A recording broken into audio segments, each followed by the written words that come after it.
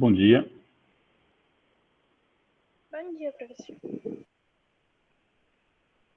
Vou iniciar com... Eu já estava quase iniciando sem nenhum aluno, né? Porque fica gravado. Então, vou iniciar. E os outros que chegam um pouquinho depois, eventualmente, podem voltar ou, né, olhar a gravação. Então, a gente está... Na aula passada, eu antecipei o que na cronologia estaria um pouquinho mais para a parte daqui a algumas aulas, né? Porque os assuntos se conectam bastante nesse ponto, tá? Então, a gente estava, só para refrescar, a gente cobriu na parte que contém... Então, os nomes dos arquivos são aqui como esse aqui, tá? Esse arquivo aqui, ele tem o nome que contém capítulo 7, tá? Só para ter uma referência que eu fiz essas notas de aula assim, né? E o que a gente estava abordando, chegamos até o fim dele, é o que tem escrito capítulo 4 aqui, tá? Parte 1. Capítulo 4, parte 1. Porque tem o capítulo 4, parte 2, que a gente começa a ver hoje também, tá?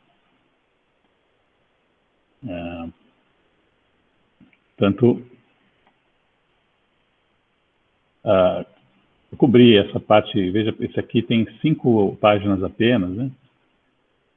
E ele cobre a parte de equações diferenciais de primeira ordem apenas, tá? Então, a gente faz parte da ementa, né? Cobrir a parte de equações diferenciais de uma maneira não muito profunda, né? O curso de Matemática 2, ele vai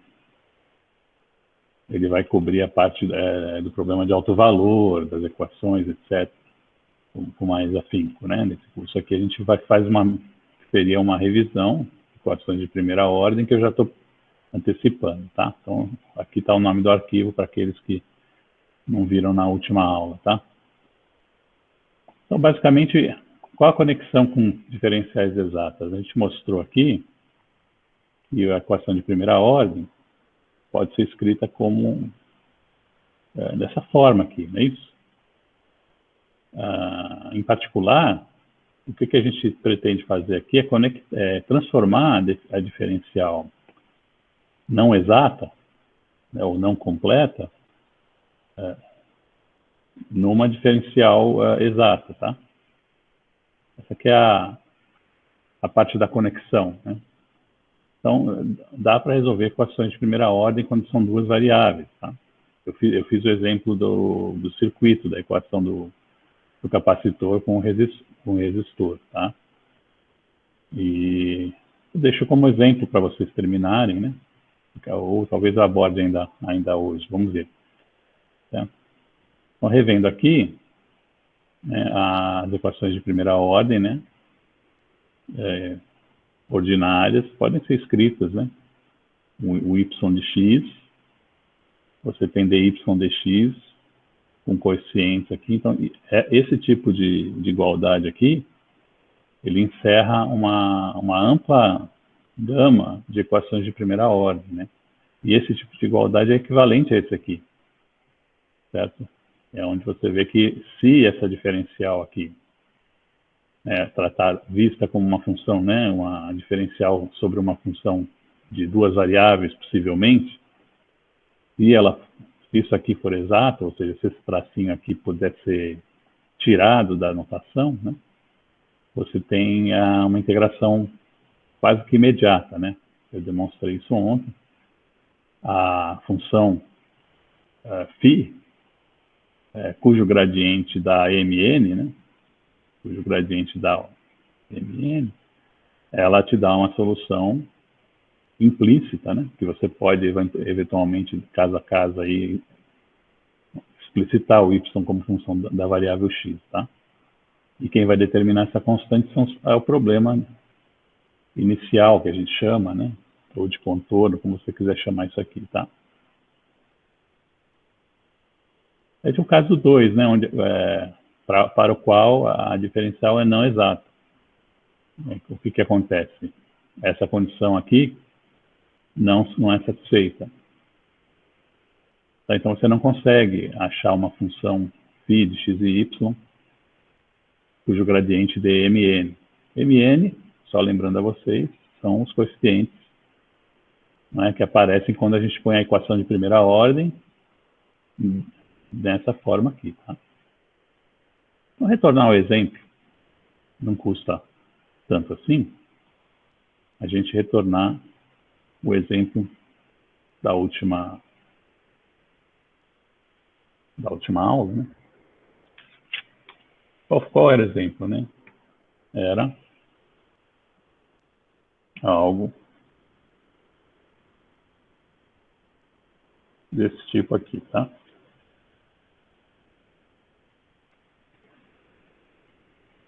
Então, eu tinha uma fonte constante e dois elementos aqui muito bem definidos, de circuito, tá certo? Qual é a equação diferencial que eu obtive relacionada com esse circuito aí? Foi tipo I mais R, C, DI, DT igual a zero. Eu derivei isso aula passada, tá? Derivei isso aula passada. Então, por que eu estou deixando as notas de aula visíveis? Né? Para você fazer a conexão. Quem é N e quem é N aqui. Né? O M aqui seria o I, que é o Y, né? Aqui nessa forma que está aqui, ó, você identifica o M como Y. Né? Variáveis aqui, o Y está sendo... O papel dele está sendo feito pelo I, né? E o X, o papel dele está sendo feito pelo tempo.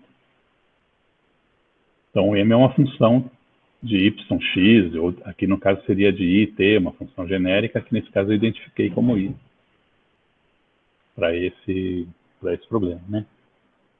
E o N é uma constante RC. Tá certo? Eu posso chamar até de tal, né, como eu identifiquei a aula passada. Ela tem dimensão de tempo, né? Fiz a análise dimensional dela. Fácil de ver, né? Tá olhando para essa equação aqui, você tem que imediatamente perceber que essa constante que está aqui tem unidade de tempo. Não tem, tá? Se você ainda não consegue fazer esse exercício, dá uma olhadinha em análise dimensional importante para sua... Uma ferramentinha, um canivete que você tem que ter no... Canivete, você tem que ter na... E dá para estender bastante esse canivete, dá para ficar bastante interessante, né? Com argumentos... Você pode fazer argumentos de escala, às vezes, né, que são importantes em transições de fase, às vezes, para eliminar certas condições ou certos resultados já de cara, né? Então, não é uma coisa que, análise dimensional é uma coisa de... Não é. Ela é importante mesmo, tá?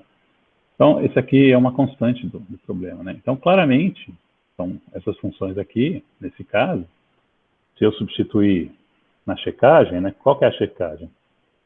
A checagem, ela vai...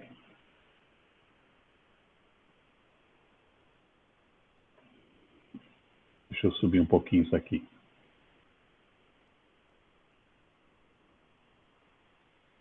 Aqui, ó. Tá vendo? Eu preciso checar se essa condição é satisfeita. Se essa condição for satisfeita, a diferencial é exata. Não é isso? Então, a gente retorna aqui para o quadro, né? E nota aqui nesse caso, quem que é... Eu tenho que tirar o dm com relação a I, né? Isso aqui tem que ser igual ao dn com relação a t. A equivalência é essa, né? O y está sendo o papel dele do I, né? E o x é o t, não é isso? Nessa formulação aí, nessa anotação aí do circuito. Então, você veja que esse cara aqui, ó, ele dá 1, né? Dá 1. Tá certo? E esse aqui dá 0. Portanto, a condição não é satisfeita e a diferencial não é exata. Bom? Mas tudo bem, interessante. Depois a gente volta ao circuito aqui. Antes, entretanto, a gente vai tentar ver aí um exemplo, tá certo? Deixa eu pegar uma outra prancheta, justamente para tentar ver como é que a gente faz quando eu tenho a diferencial exata, né? Como é que eu termino de resolver o problema? Então, vamos escrever uma equação usando y e x mesmo, em que eu sei claramente que a diferencial é exata, tá? Vamos lá. Vamos começar igualzinho a da corrente aqui. Vou fazer que o m é a própria função y, tá certo? Vou fazer igual a da corrente, mas agora eu quero saber quem que seria o n para dar certo. Quem que seria o n para dar certo? Bom, eu tenho que ter dm dy igual a dn dx como condição. Verdade isso, né?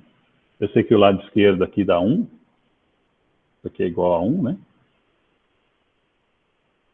Então o lado direito tem que dar 1 também, né? Então, um n que satisfaz é um n igual a x. Tá certo? Que assim, então eu posso aqui substituir. Como eu estou com um quadro muito pequeno, né? Eu preciso às vezes apagar. Então essa equação, ela satisfaz as condições para que a diferencial associada a ela, né, seja exata. Então, imediatamente,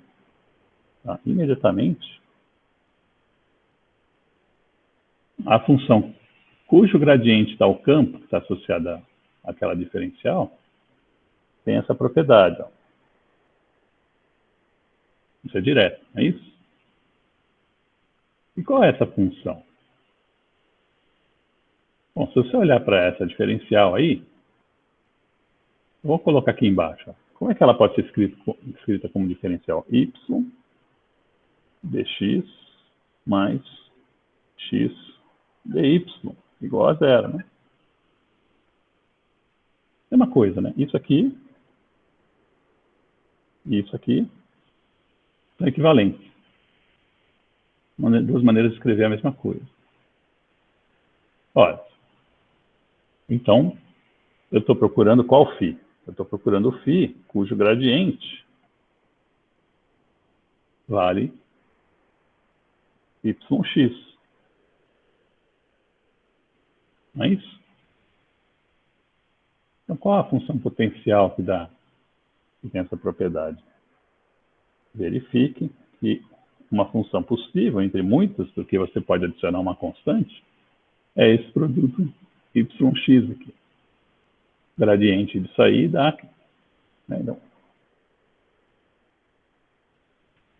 dá o campo vetorial procurado. Qual é a solução do problema? É φ igual a constante, né? Porque dφ igual a 0, certo? Então, tem aqui a solução é y igual a c sobre x. Essa é a solução que já resolve qual a equação diferencial? Essa aqui. Tá? Ou, equivalentemente, aquela que está escrita na forma mais tradicional. Essa equação diferencial, de primeira ordem, tem como solução essa função aqui, onde a constante c vai ser determinada pelo valor inicial. Certo? Sendo que o valor inicial eu estou chamando o valor de um certo x qualquer, possivelmente x igual a zero ou outro qualquer. Certo? Então, eu fiz um exemplo, né, de como que você procede até o final quando a diferencial é exata, né? Só para fechar o caso 1, que eu não tinha fechado antes, tá certo? Mas nós estamos interessados aqui nos casos, né, que já apareceu um, que parecia mequetrefe, como eu usei até essa palavra na aula passada, esse circuitinho aqui, né, parecia... Bom, realmente, eu vou antecipar para vocês, né, resolver esse problema usando esse tipo de abordagem é um pouco matar a formiga com canhão. Nem tanto, né? Mas pelo menos sistematiza uma maneira muito geral, né, de resolver as equações de primeira ordem. Tá? Você pode fazer outras coisas, se você que já resolve há muito tempo equações de primeira ordem, o seu trabalho é sempre transformar a diferencial que não é exata numa diferencial exata. Você pode até não pensar que você está fazendo isso. Quando você multiplica, por exemplo, isso aqui por uma função, para que isso aqui se transforme na derivada de um produto. É muito comum essa metodologia, né? Essa, em particular, aqui da corrente, a solução está na tua cara, porque isso aqui é uma constante, né? Então, qual função cuja derivada na variável é proporcional a ela mesma, né? É a nossa exponencial, né? A antiga, inclusive, serve esse tipo de equação, serve para estipular o número 2.71 e outras coisas, né? Que é o número de Euler, né?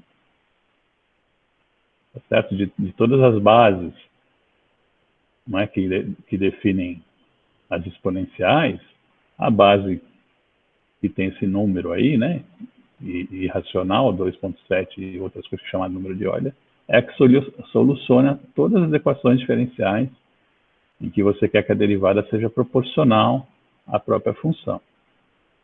Por isso que às vezes os caras chamam esse número de número natural, já que essas equações de primeira ordem aparecem com alguma abundância na natureza, né? Aqui é um exemplo. Certo? Então, é claro que a solução já está aqui na minha cara. É elevado a menos t sobre RC, uma vez que a soma tem que dar zero, né?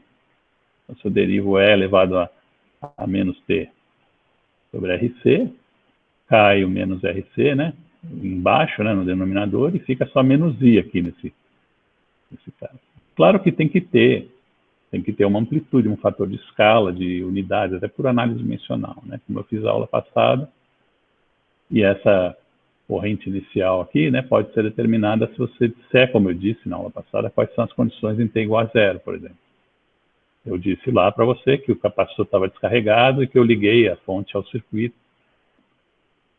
no t igual a zero. Essas são condições iniciais que você implementa sem dificuldade aqui. Você olha a aula passada, caso. Tá? Então, dados esses exemplos, certo?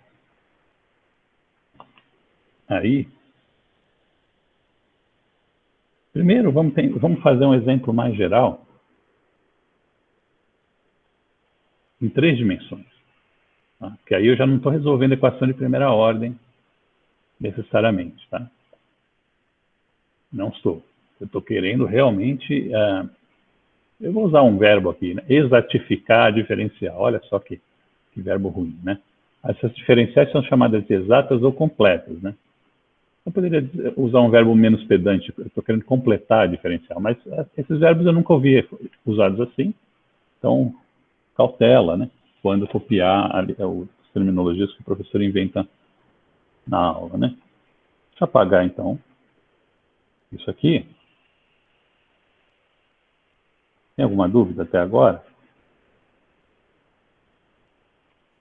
Agora não, professor. Ótimo. Vamos seguir, então, né? Eu vou deixar no quadro aqui, porque a ideia aqui é fazer exemplos que não estão nas notas de aula, tá? Nesse caso aqui. Então, vai completar. Isso aqui, como eu já comentei com todos, né? Nesse formato, ele acaba fazendo um vídeo, né? Que está sendo gerado, que eu espero que esteja, né? Checar aqui, porque sempre dá... Não, tá tudo certo, tá gravando. Estamos com o quadro em tela agora, né? Esse vídeo passa a fazer parte do material bibliográfico. Essa é a razão porque você pergunta assim, mas por que você às vezes edita, né? Para tirar as falhas muito feias, né? Que nem quando cai conexão e fica 5 minutos sem nada, né? Aí você faz o cara que está assistindo ao vídeo ficar tendo que avançar e achar o ponto de retorno, né?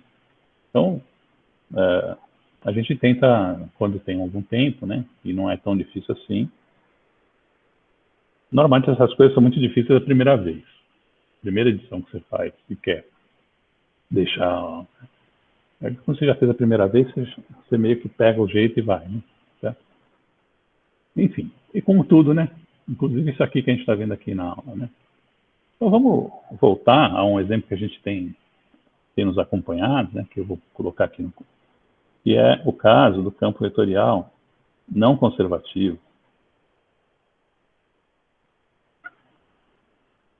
Então, esse já é um exemplo em 3D, 3 dimensões, tá? A gente vai explorar aqui. Certo? Imagine que agora, né, eu sei que a diferencial associada, psi,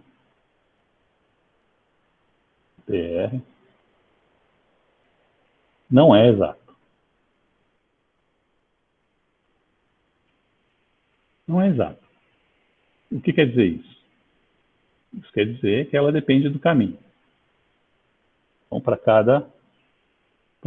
cada caminho diferente no espaço, de uma maneira geral, você pode até encontrar 2 caminhos diferentes que deem a mesma função, talvez, né? Mas, de uma maneira geral, não existe uma função única que, das variáveis, nesse caso x, y, z, que, cuja diferencial dê esse produto aqui. Certo? Bom, isso aqui, se você quiser expandir, só para rever, né? Esse produto aqui é y dx mais lambda dy. O dz está aí, mas o coeficiente dele é 0. São 3 variáveis, então. Como é que eu torno essa diferencial exata? Então, agora eu vou querer usar aqui dψ. Vamos falar outra letra aqui, porque senão você vai achar que isso aqui é o módulo do psi. dA. Quero conhecer, né, ou construir uma diferencial. Peraí, professor, desculpa, eu não entendi o que é o DA. Ele representa o quê? Eu estou escrevendo, espera um pouquinho só. Ah, tá. Eu quero que ele venha a ser uma diferencial exata. É isso.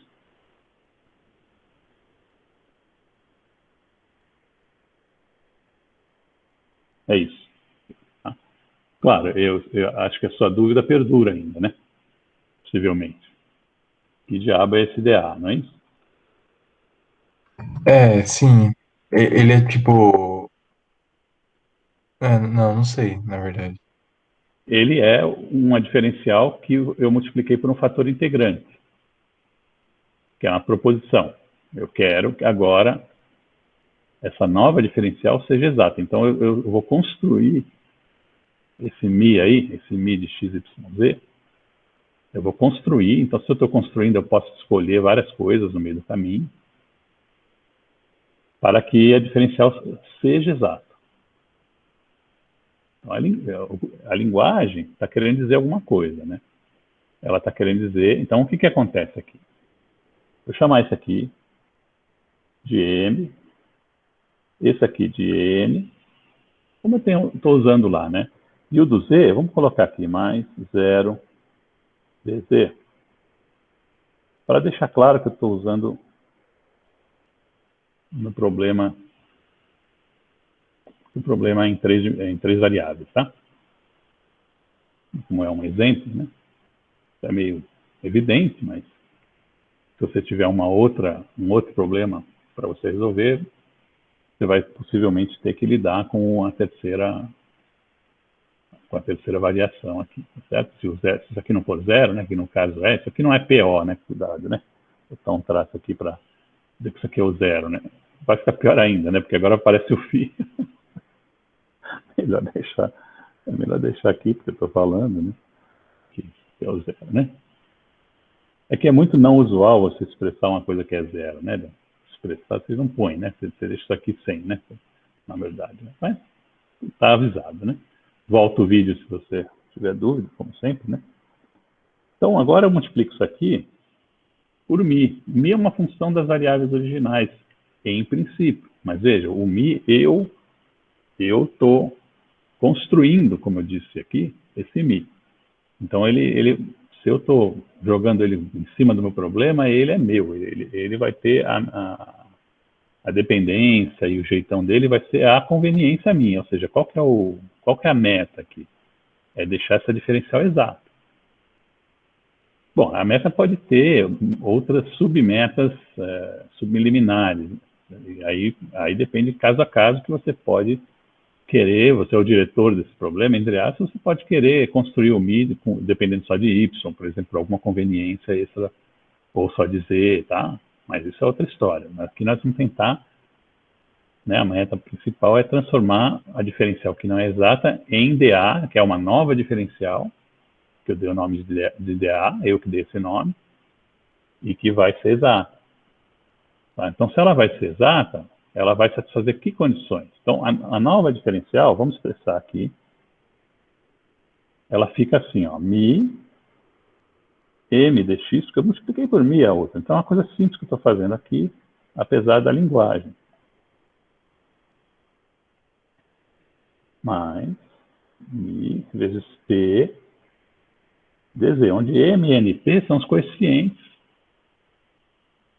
da diferencial não exata original lá. Tá bom?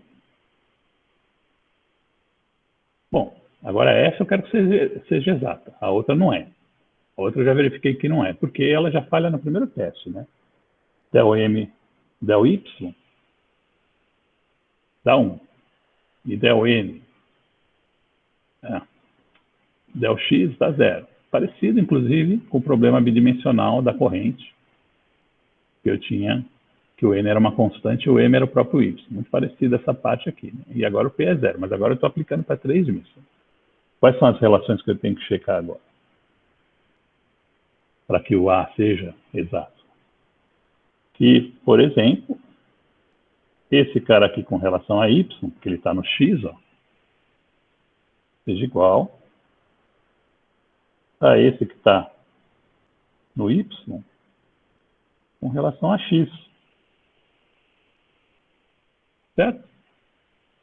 Ou seja, eu vou checar todas as orientações de derivação que estão associadas com esse problema em 3 coordenadas. Então, a próxima, eu posso pegar esse mesmo aqui, ó, e agora comparar aqui com a variável z. Então, eu quero que essa derivada com relação à variável z dê a mesma coisa que o coeficiente de z quando eu derivo em relação a x, que é a variável que está aqui associada a esse coeficiente.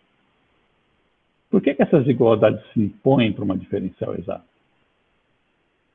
Porque se isso aí for uma diferencial exata, esse cara aqui é dA dx, ó. E esse cara aqui é del A, né? Falei dA dx, mas é del A del x, tá? Uma derivada parcial. E esse cara aqui é del A del y.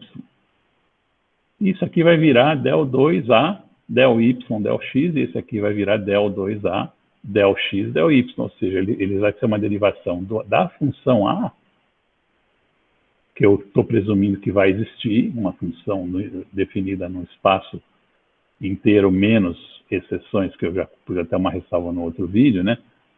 Exceções de medida nula ou quando a gente diz que ela é bem definida por partes, pelo menos, ou na região de interesse, como você quiser, né?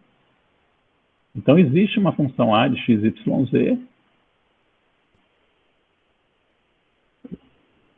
além dessas duas condições, tem a que cruza. Qual que está faltando aqui?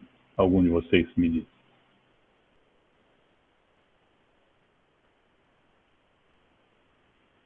Eu tenho que checar que todas as diferenciais cruzadas, né? M dz igual a d mi n dy. Isso, essa mesmo. Ao contrário, né? O M... É isso, ao contrário. O M... Não. Não é certo, tá certo. É de MP dx, essa que estava faltando, né? Que... Não, P e X já tá aqui. Eu copiei uma. Y com X, Z com X, G com É Y. com N, não? Não é o N mesmo. Ian, quem foi que falou? Que falou certo. Tá certo, então esse aqui é o Y. Agora ficou certo, certo? Perdão, tá, agora está cortando embaixo, perdão. E agora não está mais, né? Então, essas três relações, elas vão completar as condições, né? Então, se eu conseguir construir um Mi que satisfaça essas condições, eu deixo a diferencial dA exata, tá?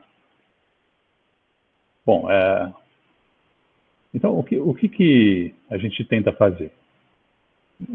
Se não tiver nenhum outro critério exterior sobre esse Mi, porque eu vou usar ele para alguma coisa, a gente tenta fazer da maneira que a gente achar mais simples possível.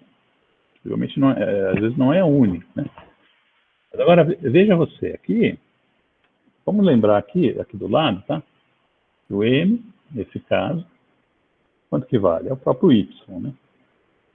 O N é a lambda e o P é igual a zero. Tá? Isso quer dizer, né, que você pode ter um Mi que seja um Mi de X, ele vai satisfazer essas condições, a maioria delas já passa direto, né? Se o Mi depende só de X, vamos começar com essa aqui, né? Bom, aqui não tem derivação com relação a X parcial, então o Mi já cancela dos dois lados. E eu vejo que o N é uma constante e o P é zero. Então eu tenho uma igualdade zero igual a zero aqui. Então quando o Mi é um Mi de X, deixa eu colocar isso melhor, porque a resolução mata qualquer borrãozinho que a gente faz. Essa relação automaticamente é satisfeita, o que é bom, né? Eu tenho que satisfazer as três. Essa aqui, certo? Como é que vai ficar? Bom, aqui eu tenho o M de Y, que é o Y mesmo, tá? O N não tá, né? Mas o P é zero. Então aqui eu já tenho um zero aqui desse lado, ó, por causa do P. Então se o P sendo zero, isso aqui já dá zero. O N só depende de Y, tá certo? O Mi só depende de X, aqui eu estou derivando com relação a Z, dá zero de novo do lado esquerdo. Então zero igual a zero, joia, passou a segunda. Então, o Mi, só de ser Mi de X, já duas condições automaticamente satisfeitas. Agora, eu venho para essa aqui. Tá? Lembrando que o N é o lambda, uma constante, né, que eu estou fazendo o exemplo aqui. O que acontece? Essa constante sai, eu fico com a derivada dmi dx mesmo, do lado direito, tá? Vamos escrever então isso, que é o lado direito dessa igualdade. Vamos escrever ela aqui assim, igual a dmi dx, já que é a única variável de mi, eu posso usar esse símbolo de derivação ordinária. Isso aqui é isso aqui. Tá? Então, lado direito daquela relação. Do lado esquerdo, eu tenho mi-m, né? Quem é o m? É o y.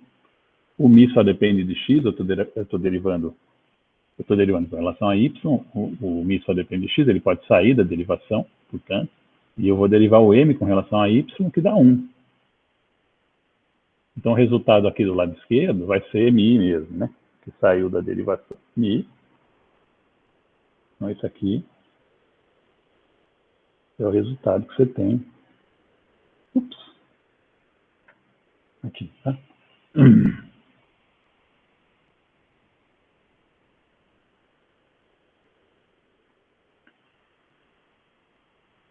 Agora, então, eu preciso ainda achar um Mi que satisfaça essa relação para que a diferencial se torne finalmente exata, né? Preciso, isso é uma equação diferencial ela mesma, né? Tá certo? Eu preciso resolver isso com um problema inicial, nada disso. Eu não preciso pôr constante nenhuma, porque qualquer Mi que satisfaça essa relação encerra a minha proposta, tá certo? Então, eu sei que o Mi aqui, para mim está faltando um lambda, né? Está faltando um lambda aqui. Porque essa flecha aqui, ó, ela fez errado, né? Porque o N é igual a lambda, né? Onde é que está esse lambda? Ele tem que estar do lado de fora da derivada, tem que estar aqui, né?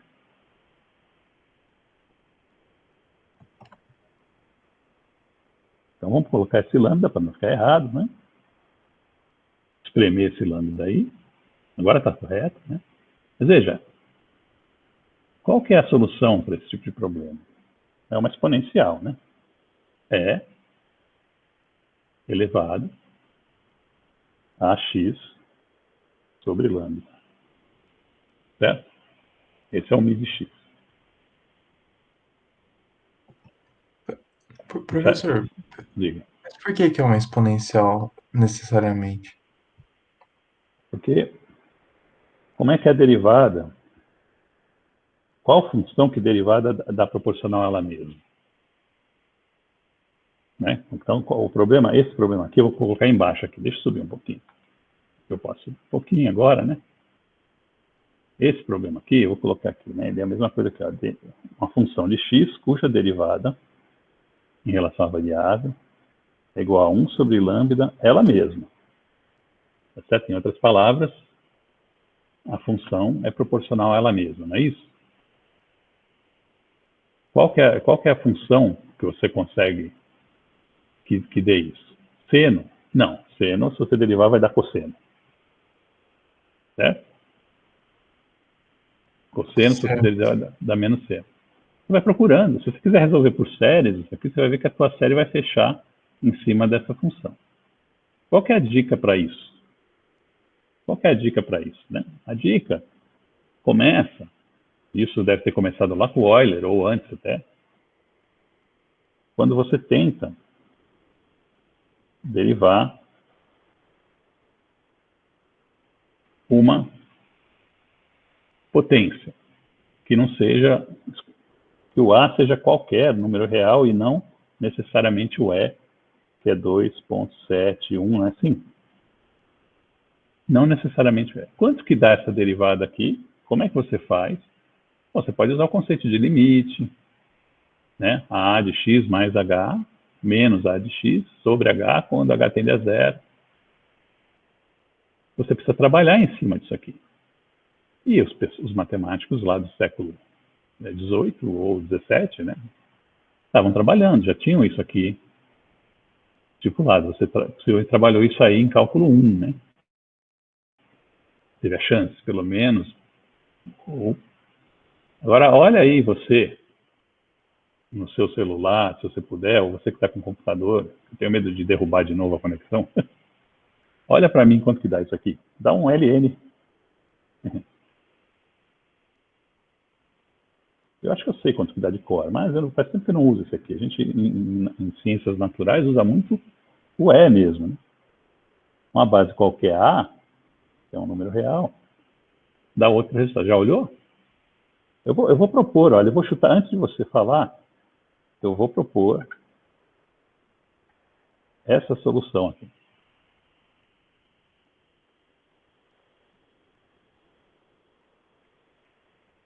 O LN podia estar em cima.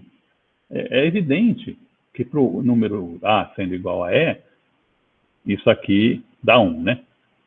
Então ele poderia estar em cima aqui, o LN. Eu nunca lembro se ele fica em cima ou embaixo, eu acho que é embaixo. Tá? Eu sei fazer isso, by the way. Certo? Já fiz um monte de vezes na vida. Quando eu estou na praia e estou ficando chateado, já querendo ir embora, eu sou o cara que fica lá no sombreiro, que ninguém vê, assim, fica atrás do tronco. Professor, Eu fico fazendo essas coisas no guardanapo, entendeu? Fala. se eu não me engano, é em cima. É log de Enfim, A vezes A tá elevado vendo? a X. Olha que legal. Eu li errado. Você não se engana porque você olhou aí ou porque você lembra melhor que eu? Você lembra melhor que eu, possivelmente, né? Tem um... Porque eu achei que era em cima, aí eu fui no Wolfram e aí eu comprovei. Tá ótimo, obrigado. Então, só para as pessoas terem segurança, né? Que a gente não está brincando só com as nossas memórias, né? Tá ótimo. Então, essa é o resultado. Na verdade, ao tentar derivar isso aqui do modo raiz, você acaba topando com a definição do E aqui. Porque esse LN ele tem um significado, é o log na base E. Log na base E. Certo? Então, você topa com ele. Tá certo? Por que aparece esse log especial aí, né?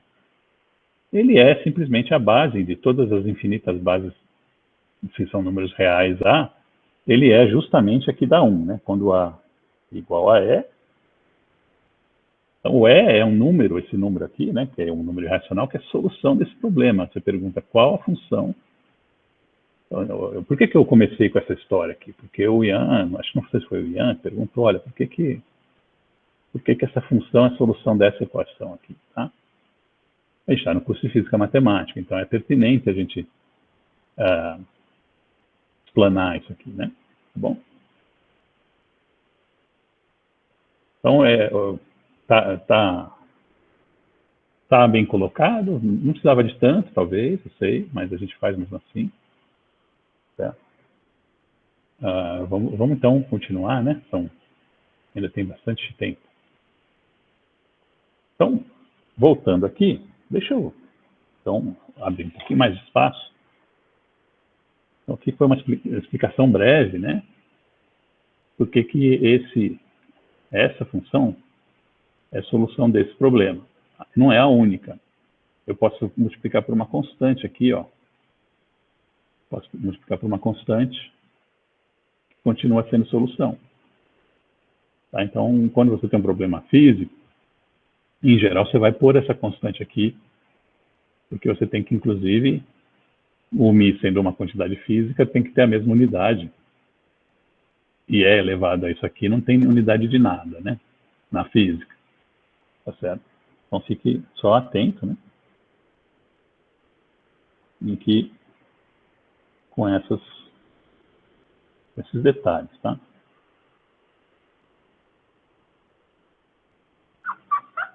Muito bem.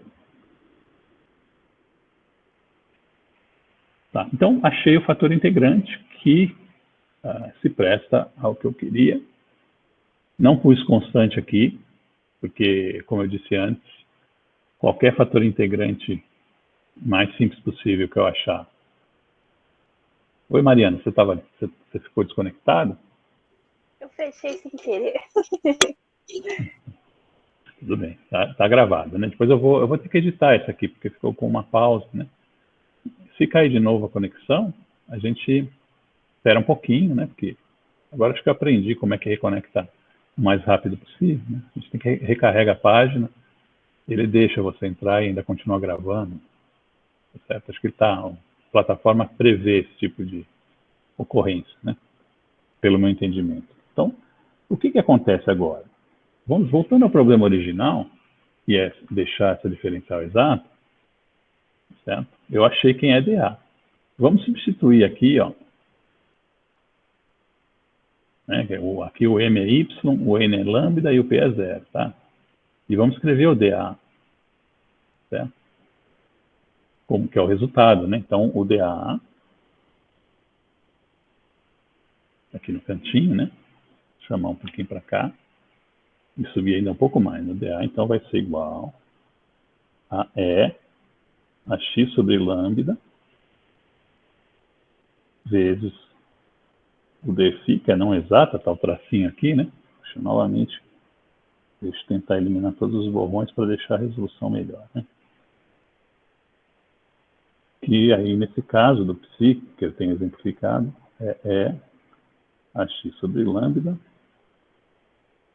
y dx mais lambda dy. Então, essa diferencial é exata. Tá?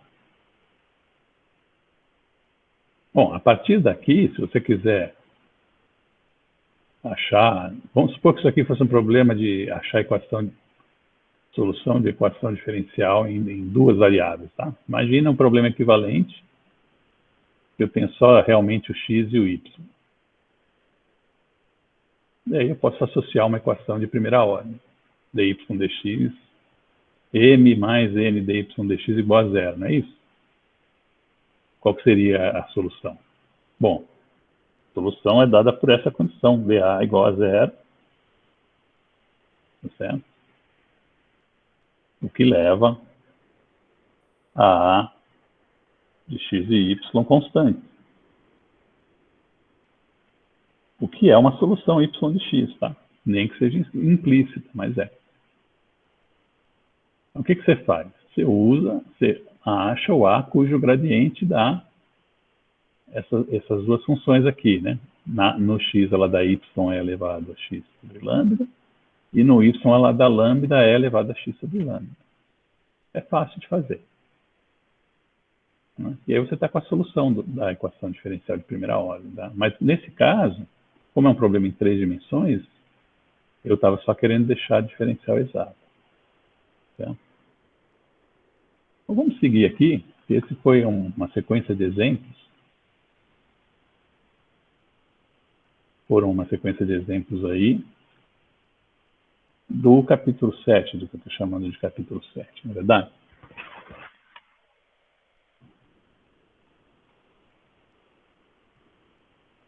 E agora... Então, estamos aqui, ó. Aqui está o nome do arquivo. Certo?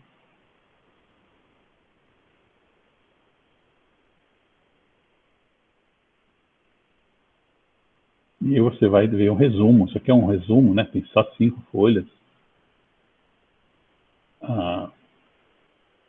Dessa parte aqui, tá? Eu prossigo aqui de uma maneira bastante geral. Então, nessa exposição, eu estou escolhendo usar exemplos.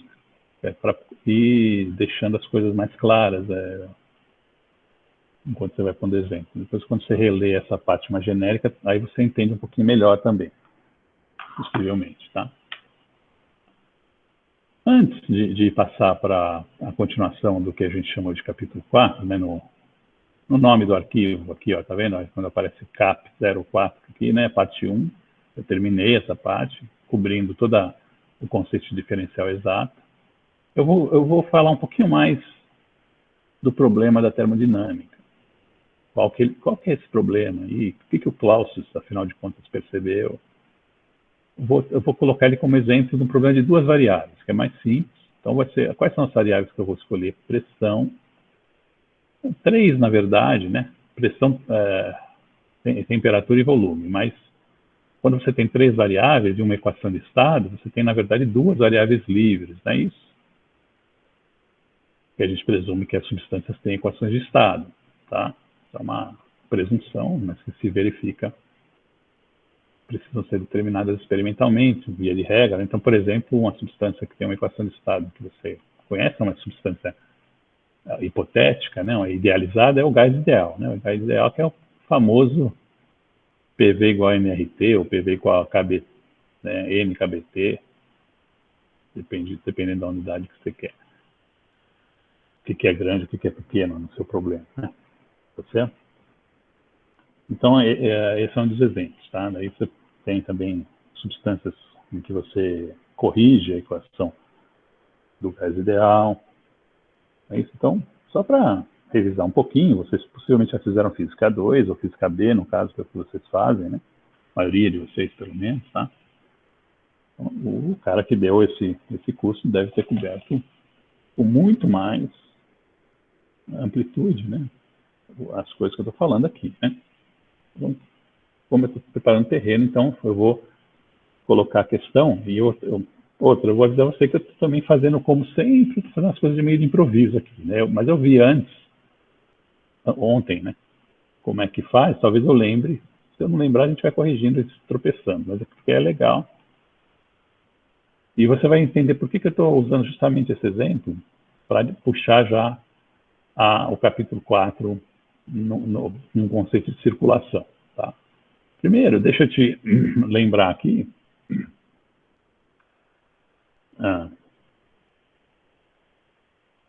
Deixa eu te lembrar aqui, subindo o quadro mais uma vez, né? Hoje a gente está usando bastante quadro, né? E essas condições, como é que eram? Então você tem M dx mais N dy mais P.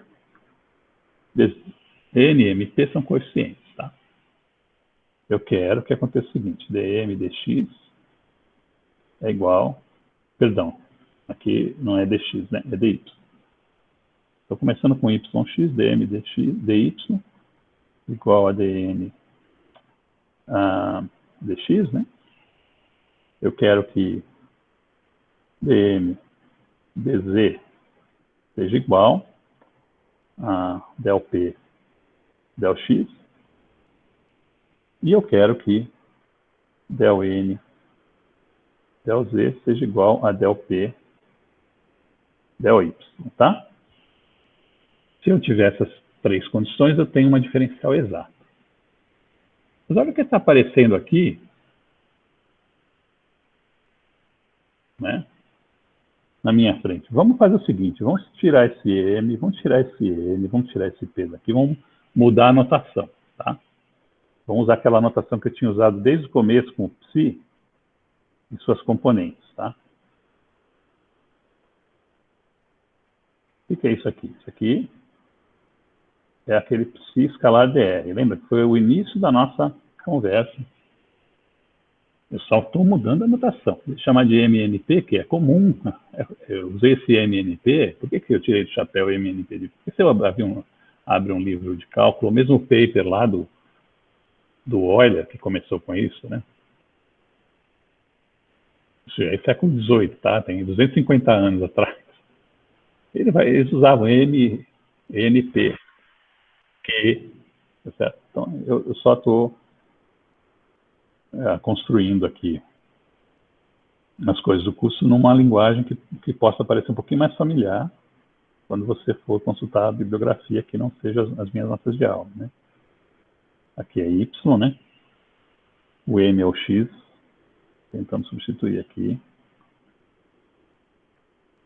O P é a componente Z. Esse aqui é a componente Y. E Y. E esse aqui é a componente Z de novo. E Z. Mas o que é isso aqui, ó? Vamos... Vou tentar otimizar o uso do quadro. Eu vou agora escrever essas relações assim, ó. Em vez de botar o sinal aqui, eu ponho menos, ó. E todas essas três equações aqui são iguais a zero. Certo? Então, isso aqui é igual a zero. Isso aqui é igual a zero. Isso aqui é igual a zero. Tá? Então, deixa eu dividir o quadro direito, porque são três coisas independentes. Tá? Mas veja, a menos de um sinal, e com uma igualdade a zero, eu posso ignorar esse sinal. Tá certo? Se eu inverter isso aqui, deixar esse positivo e esse negativo, ainda está igual a zero, tá? Não tá? Eu estou reconhecendo nessas três igualdades, componentes do rotacional do campo. Né? Então, isso aqui, por exemplo, é equivalente, eu vou botar um sinal de equivalência aqui, ó, é equivalente a menos de um sinal à componente x do rotacional igual a zero, certo? É equivalente, componente x do rotacional. Né?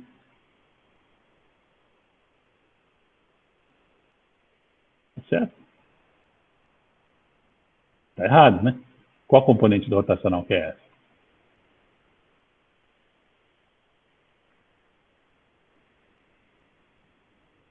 Vocês estão aí ainda? Sim, eu só não sei mesmo. Qual componente do rotacional que é essa? Não é a X. É a Z. É a Z, né? Aqui não aparece a variável nela, tá? É decoreba. Claro, né? Essa aqui é a componente Y. E essa é a X, tá? Tudo bem.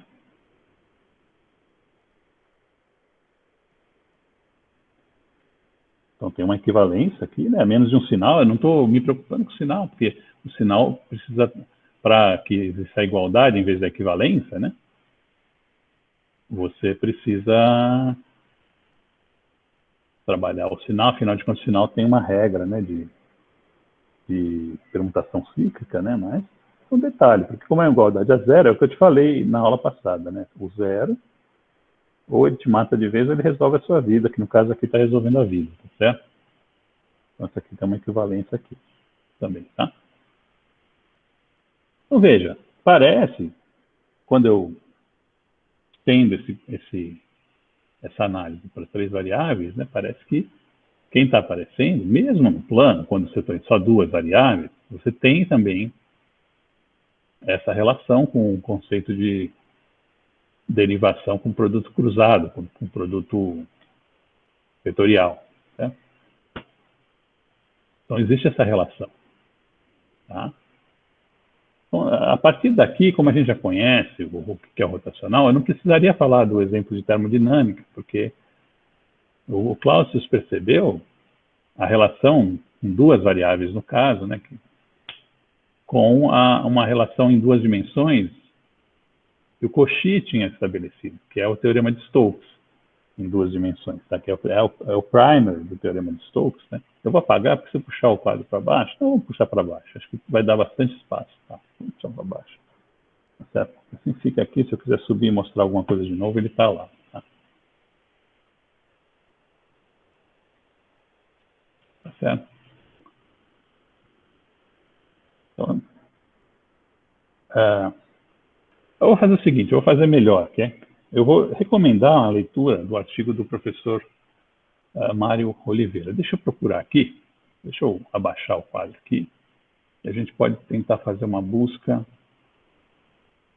Deixa eu ver se eu tenho essa janela aqui para poder colocar o browser online aqui para vocês verem, tá? Não tenho. Eu vou tentar abrir aqui.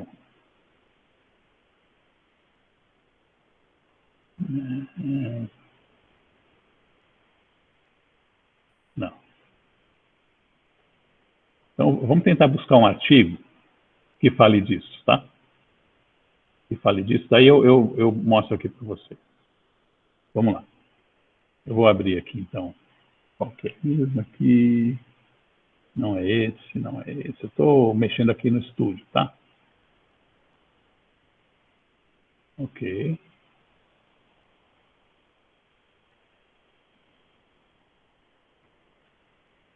Ó, ele já entrou, tá? Agora eu tenho que mudar a janela, né?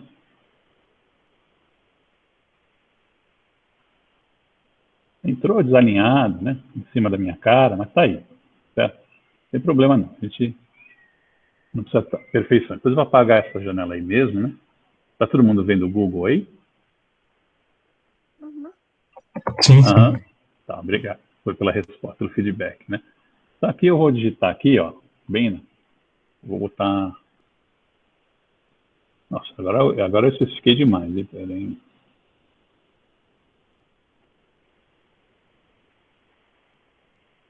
É esse aqui, acho que é o primeirão, tá vendo? A gente, quando quer que apareça em primeiro, a gente faz uma...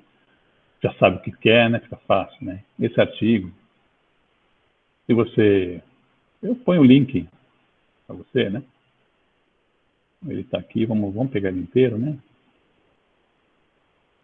O texto ele foi feito em inglês numa fase da Revista Brasileira de Ensino, que acho que vários autores acataram a orientação de fazer um texto que fosse visível internacionalmente, certo? Que não ficasse só entre nós brasileiros, tá? O resumo já é um requerimento, como é que se diz, um pré-requisito, né? Que você faça uma versão do abstract em inglês, para poder dar acesso pelo menos ao conteúdo resumido, né? Aqui você vai ver um tratamento de diferenciais exatas e não exatas em contextos que não são apenas a termodinâmica, mas é interessante, ele chama, tá vendo aqui, ó, estão vendo isso aqui, né? Ele chama usa o termo diferencial completa, que é uma das possibilidades. Eu estou chamando de diferencial exata, que também é uma terminologia que eu já vi bastante por aí, então não é uma dessas que eu invento da minha cabeça, não. Quando for, eu sempre aviso, tá? Isso aqui. Então, aqui ele começa, né, com as diferenciais, né, da termodinâmica, dá uma revisada, né, e, eventualmente, o artigo acaba ficando completo no sentido de que ele dá uma revisão histórica, né, do que... Aqui é na mecânica, tá? Ainda na mecânica, cadê a parte que ele... princípio de D'Alembert, é interessante, as coisas são mais... Você não vai ter tempo de ver tudo aqui, possivelmente, né? Você vai direto aqui na termodinâmica, né? Então, a história começa quando você quer entender que o dq, que seria uma quantidade infinitesimal de calor, tá? Ele é uma função, né, que tem coeficientes mn, olha o mn aí que eu falei, né? Ele não foi inspirado no Mário, não, tá? Isso é uma linguagem que tem outros textos. Se você pegar um livro de cálculo, por exemplo, cálculo que trate essas equações de primeira ordem, né, com essa metodologia, você vai ver mn lá, tá? Aquele livro como é que chama? Aquele livro antigo de equações diferenciais, quando ele faz a primeira ordem, é mn que ele usa também. Enfim, as variáveis aqui são v e t. Tem a pressão também, mas como tem uma equação de estado, são duas só que você trata como livres, né? Nesse caso, né? Então tem o mn e o dx, que seria o dv, e o dy, que seria o dt aqui, tá? Então, olha só, essa relação aqui, né, que você tem desse tipo de coisa com isso aqui, ó. O que é isso aqui? É uma diferencial que parece um produto escalar, né? Componente x vezes componente x do elemento de linha, mais componente y vezes componente y do elemento de linha, né? Esse é um produto escalar. Então, ela está relacionada com um produto escalar, né, que às vezes aparece no integral de caminho. Você pode imaginar ela, mas aqui é uma versão plana, né? E o Clausius usou, aqui ele está dizendo, né, a relação que isso aqui tem com isso aqui, ó.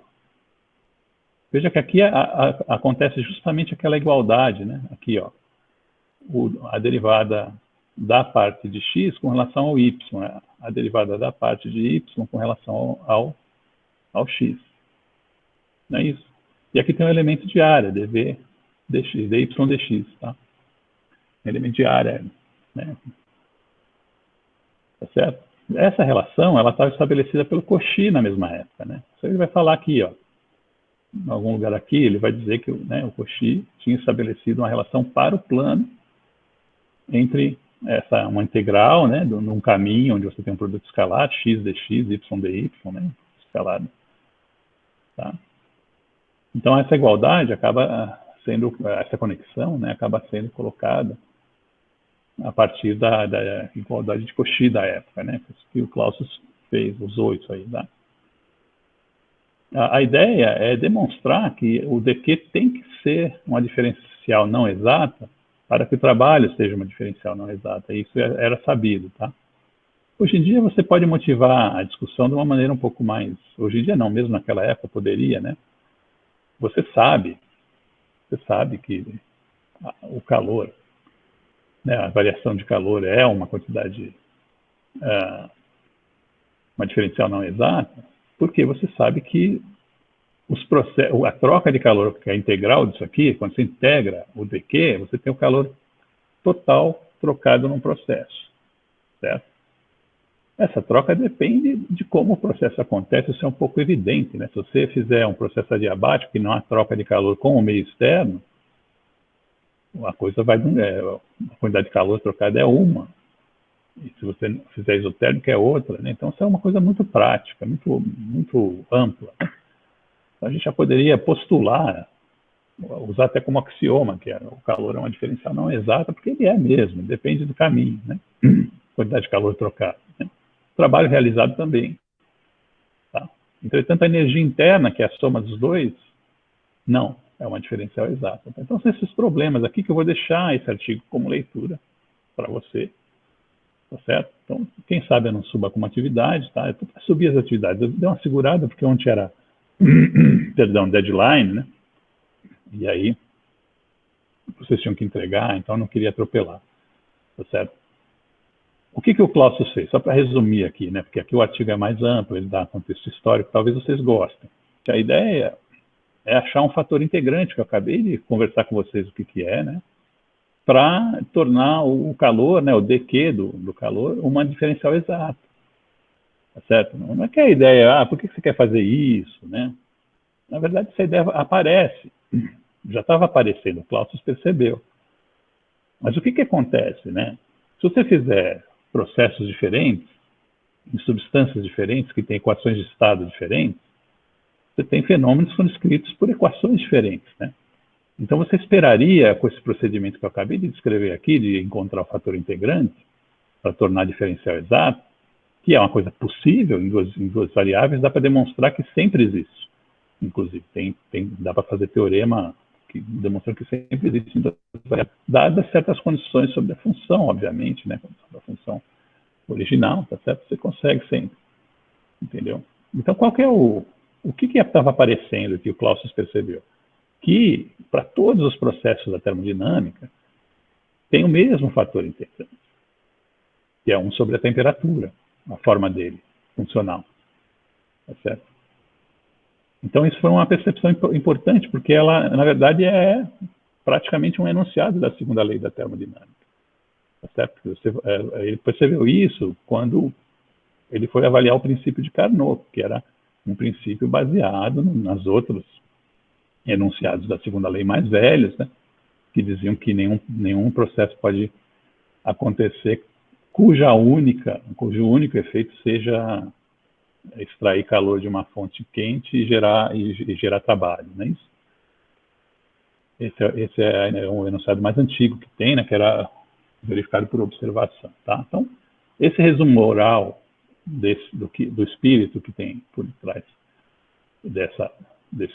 da aplicação do conceito de diferencial exato e inexata à termodinâmica, fica como, né, sugestão para você ler o artigo, que eu possivelmente subo como atividade também, se eu me lembrar, tá certo? Senão você procura, você viu os termos de busca, volta o vídeo, olha os termos de busca que eu usei e acha que o artigo, né, e dá uma lida, que é recomendável, tá? E as citações também, etc, né? Então, deixa eu voltar então para as notas de aula, porque agora sim, vou deletar esse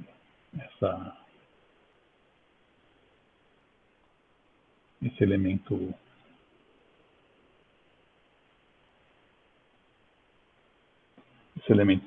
extra do Google, né, do Chrome, que eu dividi com vocês. Então, agora, eu vou iniciar aqui, nesses 15 minutos que a gente tem, então vai ser só uma iniciação mesmo, o capítulo 4, parte 2, tá? E a gente vai, então, já que a gente fez a conexão entre diferenciais exatos, entre exatificação da diferença, ou seja, entre achar um fator integrante para tornar uma diferencial exata, certo? A conexão com a resolução de equações de primeira ordem, que isso tem, que é importante, tem uma conexão que tem uma consequência prática. Mas apareceu, né, como você viu no quadro aqui, apareceu o rotacional na nossa cara, né? Então, aquelas condições que eu estava checando, eu percebi que eu estava checando se o rotacional era 0 ou não. Tá certo? Como é que eu estabeleço essa conexão de maneira mais sólida, né? Isso vai puxar essa discussão que a gente vai fazer aqui nesse capítulo 4, parte 2, tá? Hoje apenas iniciar, tá bom? A ideia é a seguinte, é definir, e isso foi percebido, né? Então, eu vou fazer aparecer o rotacional também de uma maneira, primeiro definindo uma conexão que ele tem com o conceito de circulação, tá certo? Então, o que você faz nesse tipo de derivação, que não é o único, né? Você define a seguinte quantidade, a circulação de um campo vetorial psi, em 3 variáveis, tá? Aqui no caso, ela é definida como uma soma, essa integral aqui, você vai falar assim, mas a integral não é uma coisa né? Então, eu poderia tirar esse sinal de integral e deixar só denotado a diferencial, mas eu ia ter que dizer que essa diferencial está sendo somada num caminho quadradinho aqui, nessa superfície, está vendo essa superfície aqui? Eu já estou admitindo uma variedade de 2 graus de liberdade, que é uma superfície, né, de 2 dimensões, que está lá sentada no espaço, e eu vou começar definindo a circulação num ponto aqui, e não tem nada a ver com a superfície, a circulação, em princípio, ela tem a ver com o campo, tá? É uma propriedade do campo, é uma propriedade da posição que você está, é uma propriedade local que a gente chama, tá?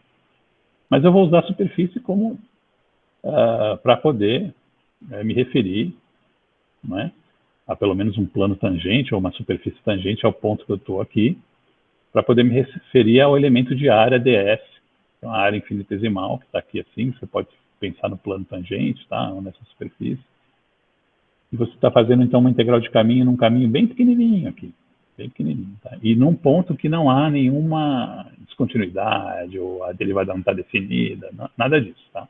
Você está nesse ponto tranquilão. A gente costuma, às vezes, diz que a função é analítica. A analiticidade significa, em geral, que ela tem uma expansão com raio de convergência infinita, que tem uma série de Taylor em torno desse ponto, né? Essa condição é muito restritiva, né? A gente sabe, e os matemáticos já estudaram isso, que você pode relaxar um pouco essas condições e admitir que uma ou duas derivadas dela existam.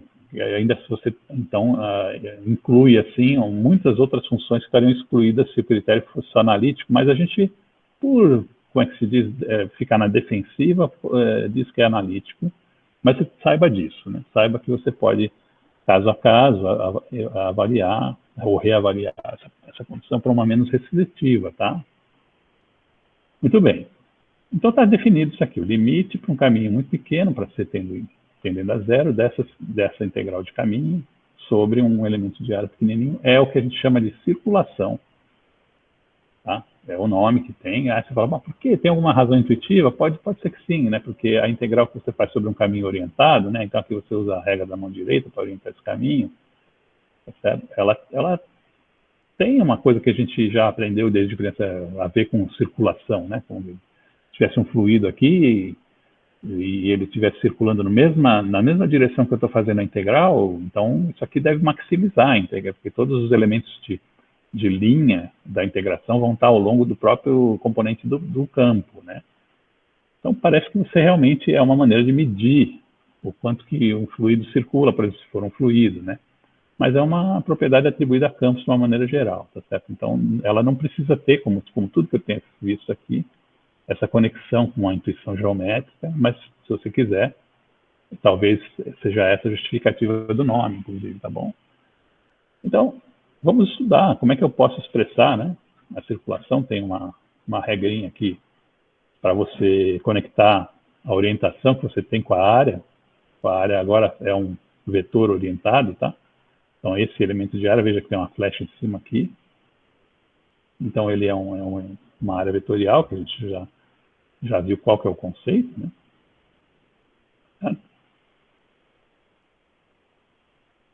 Então, tem essa regra da mão direita. Bom, o que eu vou fazer agora? Eu quero relacionar, né, essa circulação, ou seja, o que eu vou fazer? Eu vou pegar esse produto escalar que está aqui, que é uma coisa infinitesimal, né? E eu vou tentar escrevê-lo no entorno do caminho, para tentar fazer essa integral, como se eu estivesse fazendo essa integral num caminho, aproveitando que ele é infinitesimal e que eu posso, já que ele é infinitesimal, jogar coisas de ordem mais alta nas diferenciais, todas fora, né? Eu posso ficar com possivelmente uma expressão simples, se eu fizer uma expansão aqui no entorno, já que eu já admiti que ela existe, né? Então, novamente, será que precisa ser analítico, né? Nem sempre, né? Dá para relaxar um pouco isso aqui, mas vamos fazer analítico, né? Porque a maioria do que tá certo? Então, o que acontece aqui? Olha, qual que é a ideia? Então, é vir aqui para esse ponto, numa superfície genérica, né? E a origem tá, eu coloquei a origem aqui, ó, tá vendo nesse desenho? A origem está num lugar arbitrário. Eu quero que ela fique num lugar arbitrário, porque eu tenho sempre medo de perder generalidade se eu faço alguma escolha conveniente. Mas esse medo, ele precisa ser justificado, né? Ou senão eu tenho que perder, né? O medo.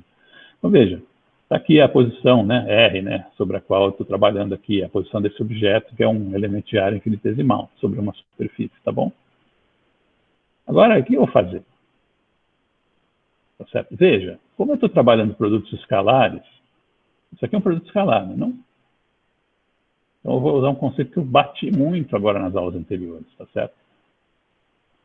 De uma maneira geral, eu não espero que produtos escalares dependam da orientação dos eixos. Tá? Eu posso rodar à vontade, que o meu resultado não vai perder generalidade. Então, o que eu vou fazer? Eu vou rodar esse sistema para que esse vetor do ds fique ao longo do eixo z. Tá certo? Está aqui, ó. Cadê o desenho? Está aqui. Então, é como se eu plantasse um sistema de eixos naquele ponto meu de interesse. Tá certo? Eu estou propondo que eu não perca generalidade, mas o meu trabalho agora vai ficar bem mais simples. Certo? Então, o que eu vou fazer? Vou tentar, então, fazer essa soma da integral de caminho. Está vendo que está aqui, ó, ao longo desse elemento, que agora é um elemento orientado num sistema de eixos em que esse elemento de área está no plano XY. Tá? Por conveniência, novamente, eu tento chamar a vocês que já familiarizaram com as discussões anteriores, que essa rotação e esse alinhamento do sistema de eixos não vai fazer com que haja perda de generalidade. Tá? Eu vou fazer esse argumento de novo mais para frente, quando aparecer um produto escalar importante. Tá certo? Então, vamos lá. Para fazer essa circulação aqui, ó, eu vou ter que estabelecer 4 caminhozinhos, né? Esse caminho 1 é quando eu vou da origem até o dx. Aqui, tá certo? Aqui ele está expressado na forma vetorial. O dr, né, desse caminho é esse aqui, ele só tem componente x, tá? Esse é o dr, que está aqui assim. Depois, tem o caminho 2, tá certo? Ele tem, o dr dele é dy ao longo de y. Esse é o dr, delta r aqui é esse, tá? Esse é o delta r que você tem que somar esse ponto para trazer o ponto para cá. Depois, para trazer esse ponto que está aqui até aqui, você tem que somar menos dx ao longo de x, que é o caminho 3. E, finalmente, para levar esse ponto de volta até a origem, porque é um caminho fechado, né, que eu estou usando, eu tenho que subtrair dy ao longo de menos y chapéu. Né? Tem que subtrair dy ao longo de menos y. Tá bom? Então, esses são os drs ao longo desse caminho. Tá certo? Então, essa integral, que é um limite, né, sobre um caminho infinitesimal, certo? Ela vai ser expressa como esse elemento que é o integrando, né, somado ao longo desses 3 caminhos. Tá? Mas, veja que interessante. A função, que é o campo vetorial, ela vai ter um valor em 0 mais dr, ou mais um outro dr aqui, ou mais um outro dr aqui. Eu tenho que, pelo menos, pegar os termos de primeira ordem para poder calcular a função correta em cada dessas partes do caminho. Tá? Então, aqui o valor dela é em 0. Aqui é o valor dela deslocado numa diferença. Isso aqui está expresso aqui, ó. Eu vou para o caminho 1, tá certo? Eu pego o psi de R. Por que R e não 0, né? Por que R e não 0? Porque, na verdade, eu estou no R, olha lá. Eu estou no R. Então, a minha origem virou o R, tá?